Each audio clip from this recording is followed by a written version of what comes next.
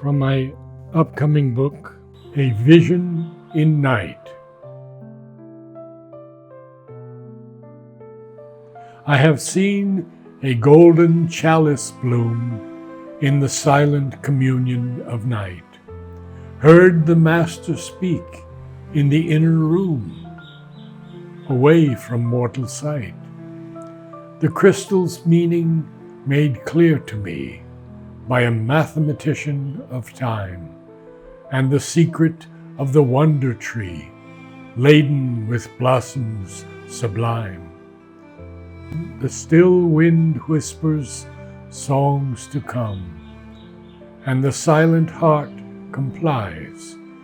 A single tone, as a droning hum, signals my soul to arise.